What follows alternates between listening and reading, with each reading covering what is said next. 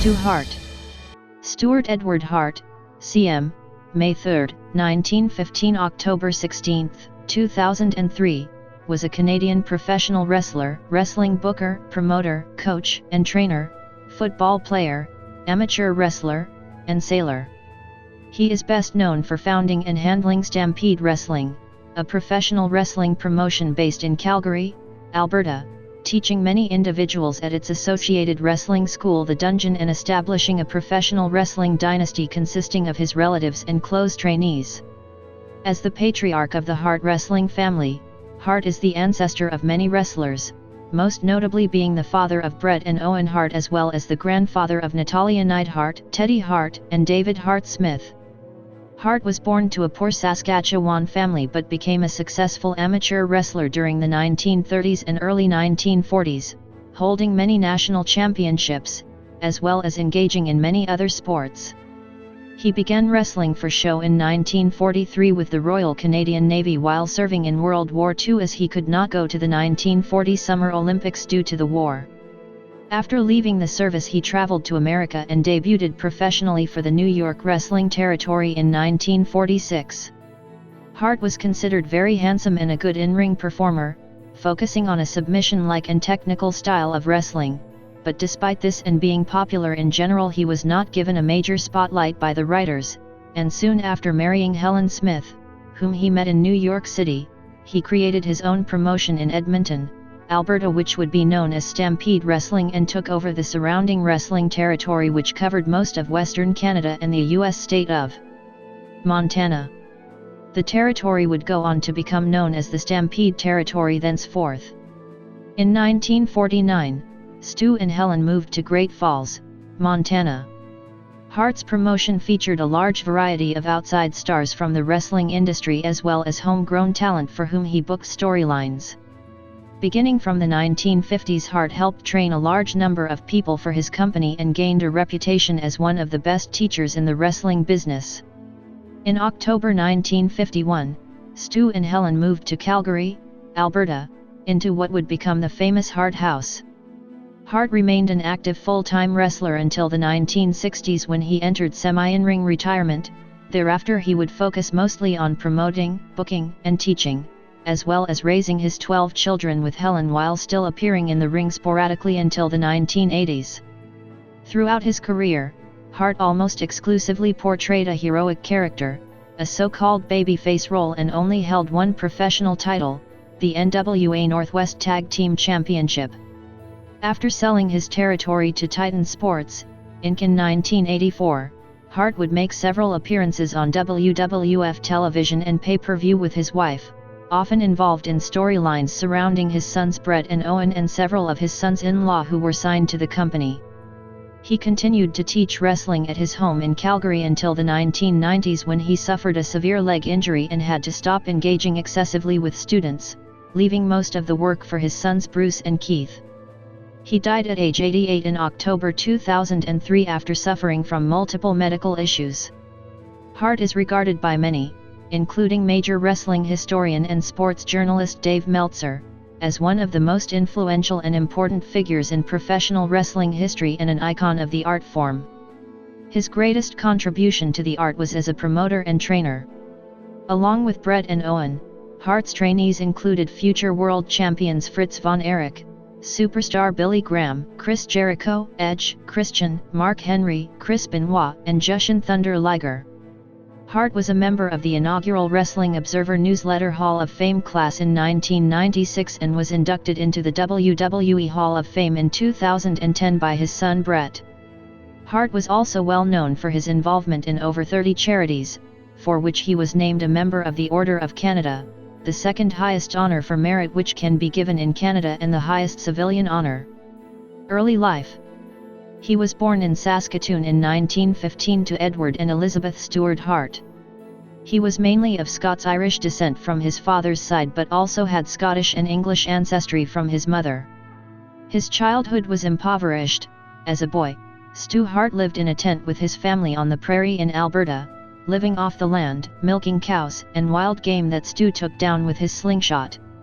As a child, Hart and his sisters were often mistreated at school by both fellow students and teachers, since it was well known that they were from such a poor family.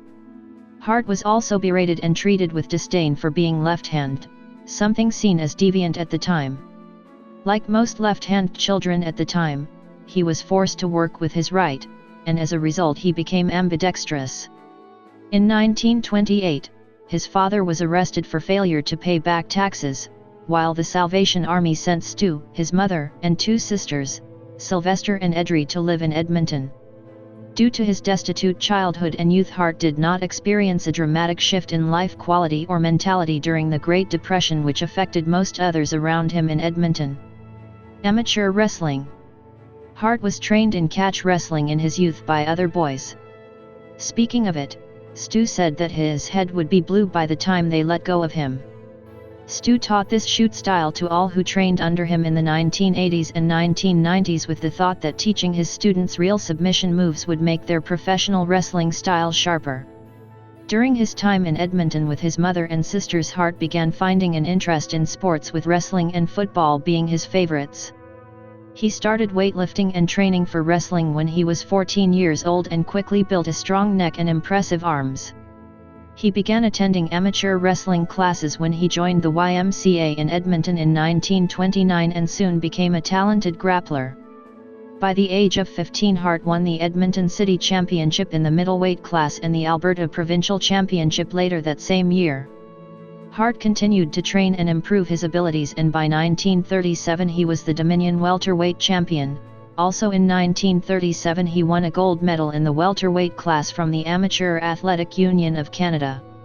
Hart qualified for the 1938 British Empire Games in Australia but was unable to go due to economic reasons, mainly the lack of funding from the Canadian government, a leftover from the Depression.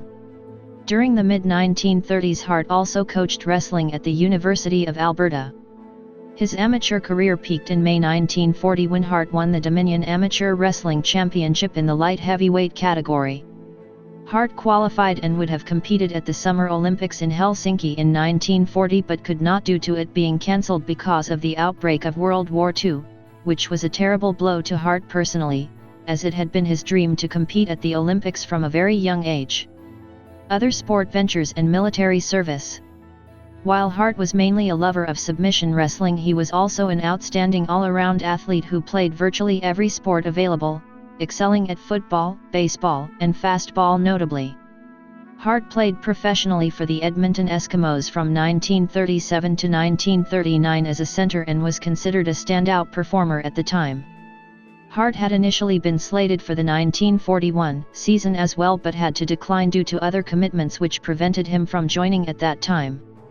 He coached a women's fastball team in Edmonton during the late 1930s as well as being the captain of a popular baseball team called Hart's All-Stars.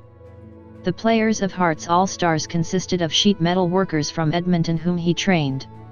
On Christmas Eve 1941, Hart was almost killed in a bicycle accident which broke both his elbows and thumbs and hurt his back severely. The injuries risked ending Hart's athletic career. The accident happened while he was on the way to be with his father Edward to celebrate Christmas with the family when a fire truck drove behind him and forced Hart to swerve to the side, where he was hit by another car which propelled him 30 feet forward on the road and scraped off a large portion of his skin in the process. He spent several months at the Royal Alexandra Hospital in Edmonton recovering. In the spring, still hospitalized, Hart was visited by Al Emming, a young neighbor who had been drafted into the Royal Canadian Navy for World War II, and after being released from the hospital, Hart decided to enlist. Hart enlisted in the Navy and was appointed to the position of Director of Athletics. In early 1943, Hart was put in for a transfer from the Nonsuch in Edmonton to regular service in Cornwallis, Nova Scotia. Physically, he had fully recovered from his injuries and had hoped to see genuine sea duty afterward, but the Navy appeared to be more interested in him as an athletic director than as a regular enlisted seaman.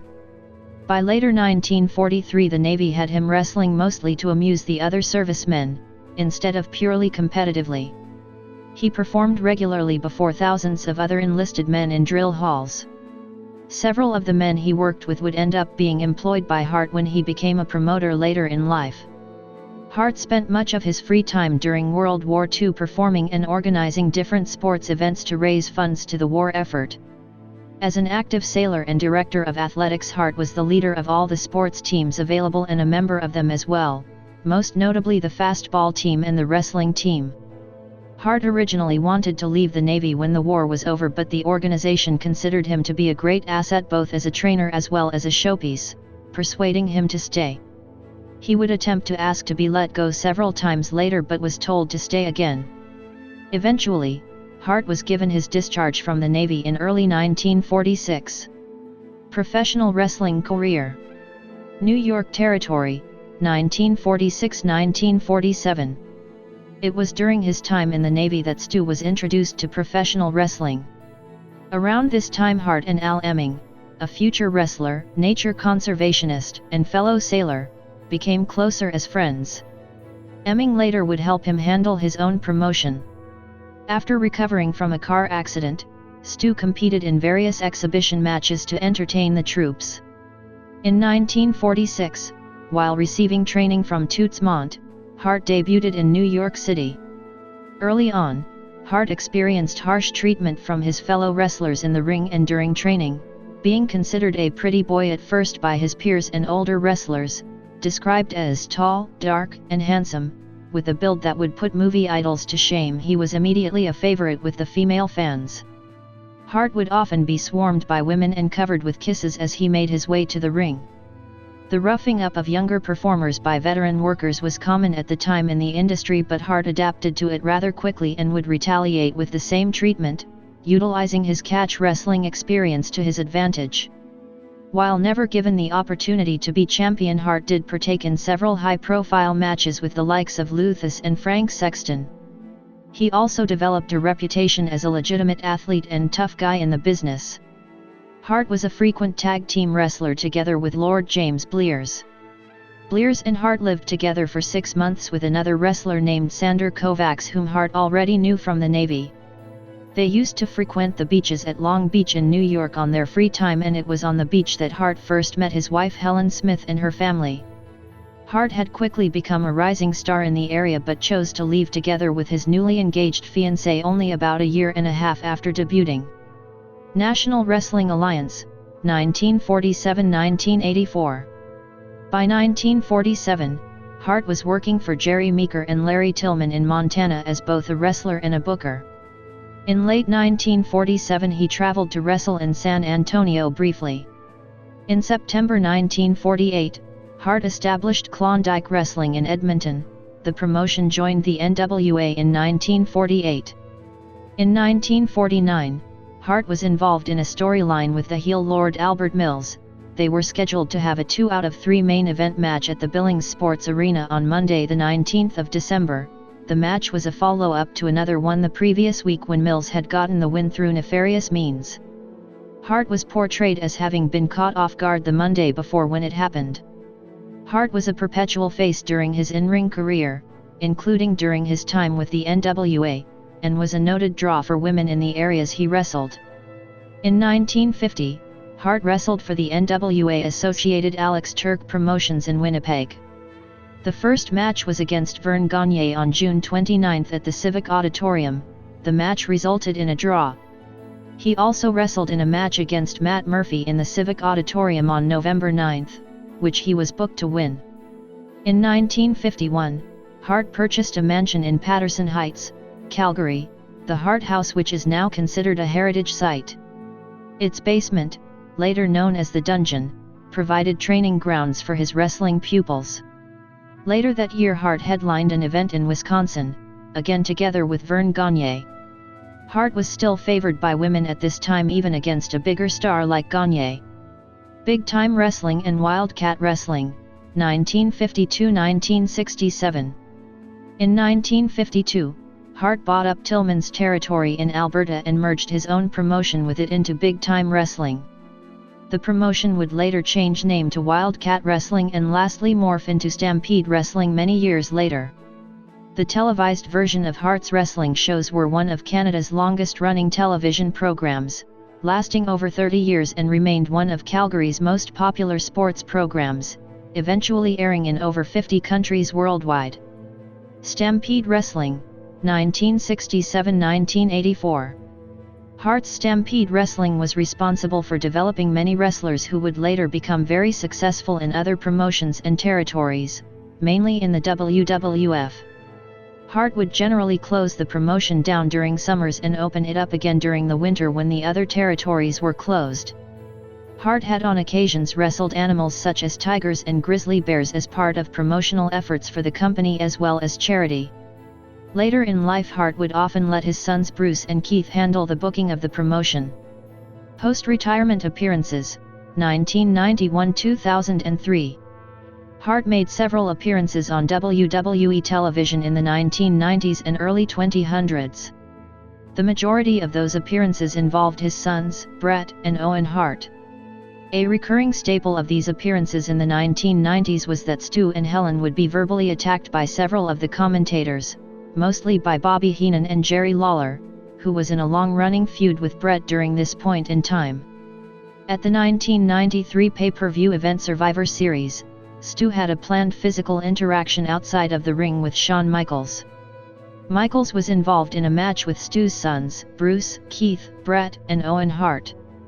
Michaels played the part of the antagonist, and when failing to succeed in winning the match, Michaels' character then attacked Stu, who responded by pretending to knock him out with an elbow smash.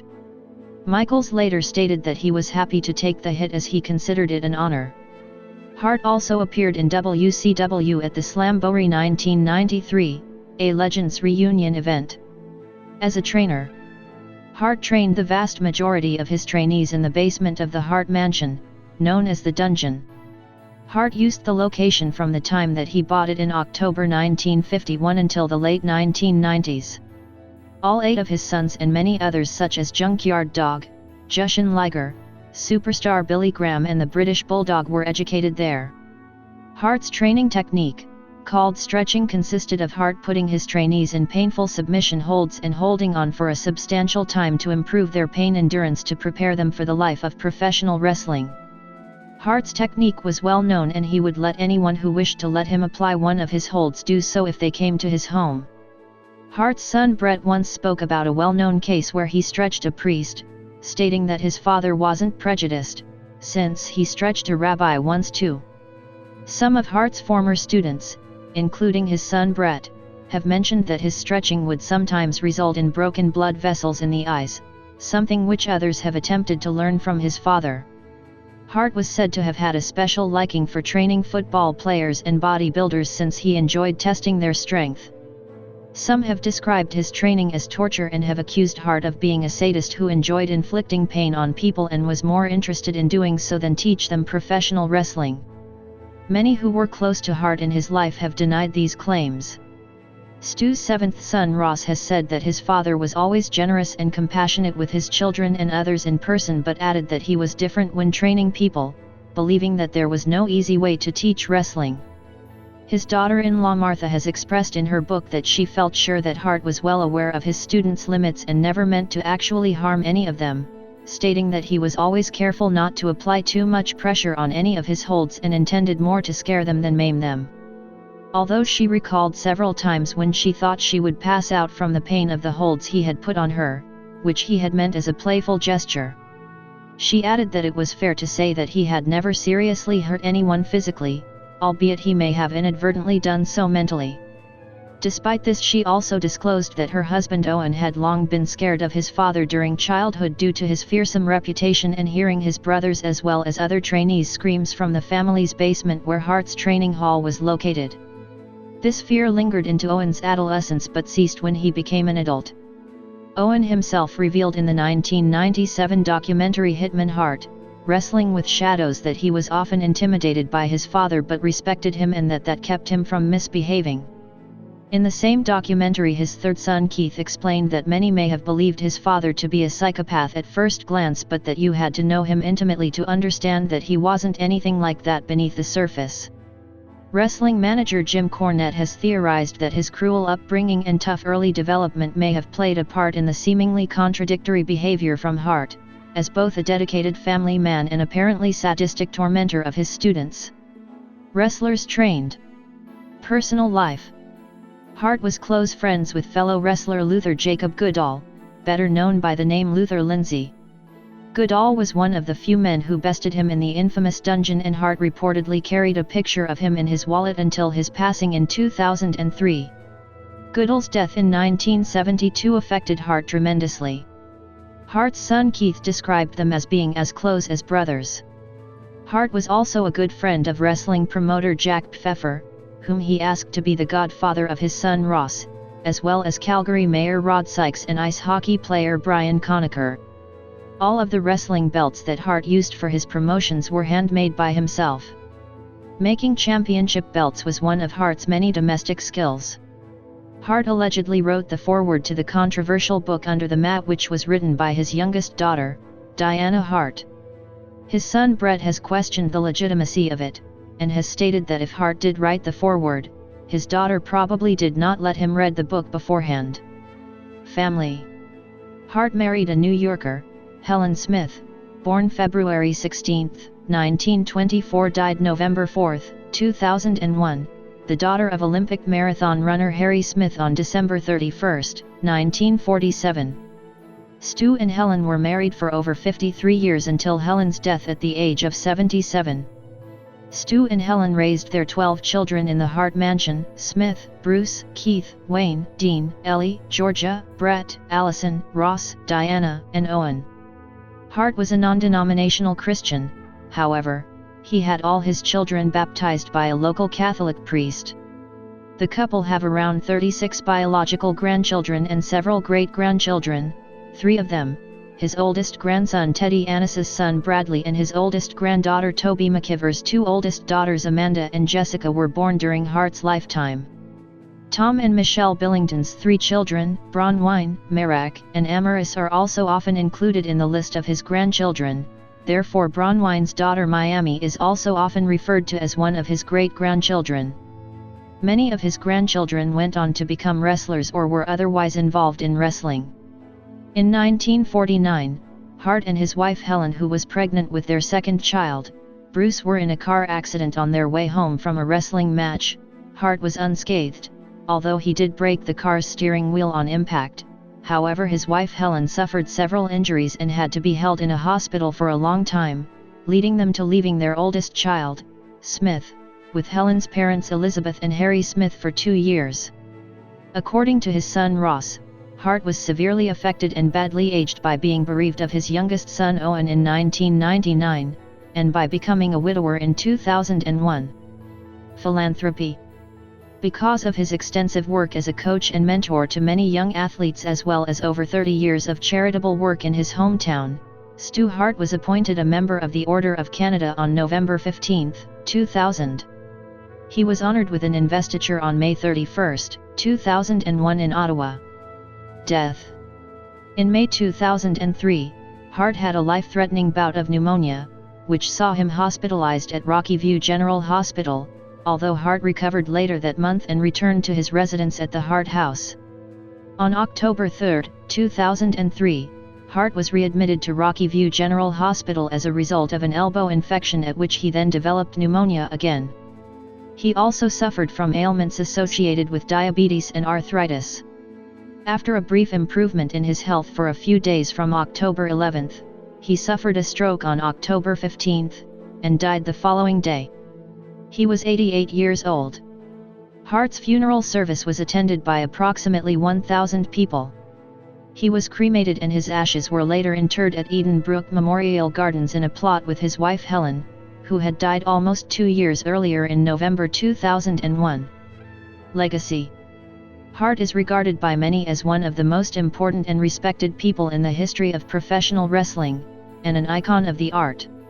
Sports journalist and wrestling historian Dave Meltzer described Hart's importance to the art of professional wrestling as indispensable, since his booking decisions and training of several key individuals affected the industry in significant ways. Meltzer describes people like Hulk Hogan and Jesse Ventura as people who were spawned by Hart's actions, and cites the Dynamite Kid, Junkyard Dog, and Billy Robinson as some who would probably not have had the careers they did if not for Hart. He also mentions Chris Benoit and Brian Pillman as individuals who would most certainly never even have become wrestlers were it not for Hart. Meltzer characterized Hart as the biggest territorial star in wrestling history to never win a major championship. Former wrestling promoter and owner of the St. Louis Wrestling Club Larry Matysek described Hart as a Canadian icon. Hart had a noticeable accent which included a very raspy voice and unique way of speaking which he was well known for. According to the Wrestling Observer newsletter, so is Hart the most imitated man in professional wrestling, with practically everyone in the industry having tried a Stu Hart impersonation. WWE Chairman Vince McMahon has lauded Hart as a trailblazer for the wrestling industry. On March 27, 2010, Hart was posthumously inducted into the WWE Hall of Fame. In the Hart Legacy Wrestling promotion, controlled by Hart's relatives and their associates, there is a Stu Hart Heritage title. There is an annual juvenile amateur wrestling tournament named after Hart. Specifically the Stu Hart Tournament of Champions held in Canada. In Saskatoon's Blairmore Suburban Centre there is a road named Hart Road, in Stu Hart's honour. In 2005 a documentary directed by Blake Norton, Surviving the Dungeon, The Legacy of Stu Hart, was released. As of 2005 Hart is part of a permanent exhibit at the Glenbow Museum. A scissored armbar wrestling hold is sometimes referred as a Stu Lock in Hart's honour. Championships and accomplishments. Amateur wrestling. Professional wrestling. Luchas de apuestas record.